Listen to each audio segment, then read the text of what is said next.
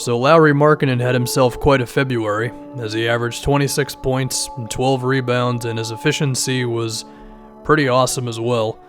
So let's dive into the set of games that showed us how good Markkanen can really be. The first thing that I noticed after going through a lot of his baskets is how many of them were in the paint. I think this was the biggest fear with him coming out of college. Yeah, he's got the jump shot and the handle, and we'll touch on those things. But is he able to mix it up with big guys around the rim? Can he be an actual rebounder? Can he finish? Can he deal with contact? Does he have the stamina to play a whole game and a whole season where he's just trading elbows with the bigs of the NBA? And I guess there are still questions about if he can do that, but in February at least, he didn't have too many problems. The guy shot about 9 or 10 shots a game inside the paint, and his percentages were excellent. I mean, he shot 70% in the restricted area, and I don't think he looked intimidated or overwhelmed while doing these things. He showed a willingness to be an actual big and not just some guy who is really a shooting guard trapped in a 7-footer's body.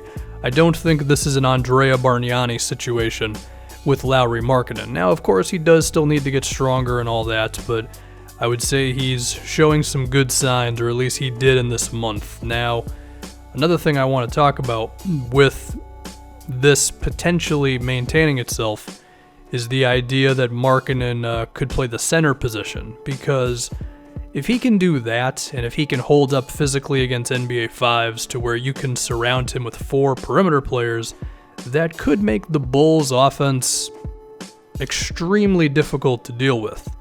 Because if centers have to deal with this guy on the perimeter, or if you need to move a center onto another dude because he can't handle Markkanen, that gives you a lot of options, and that's tough to deal with.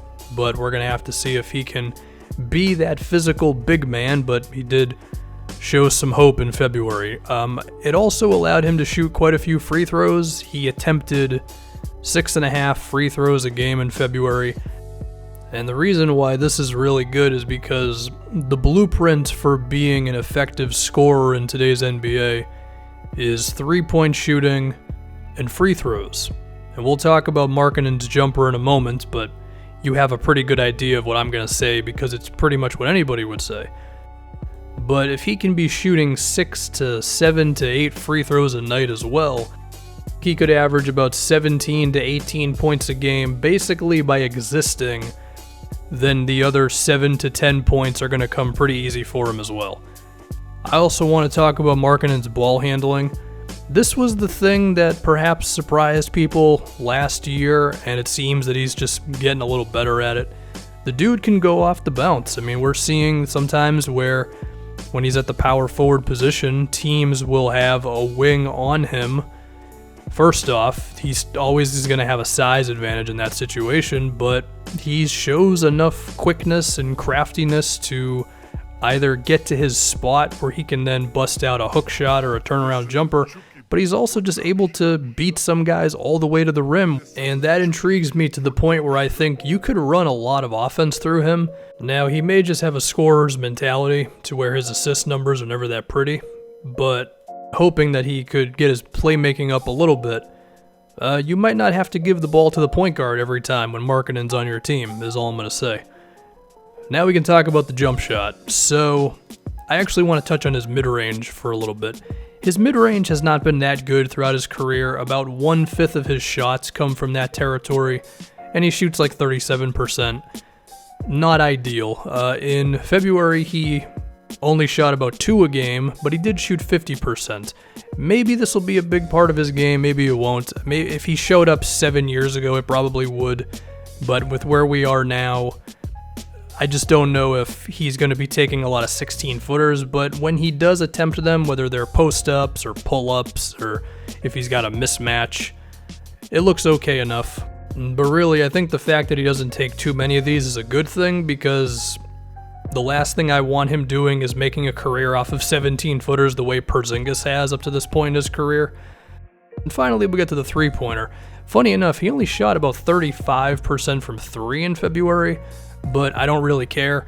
With how great of a shooter he was in college, the fact that his form is textbook as hell, and that he's 7 feet, so a contest for a normal NBA player is not really a contest for him.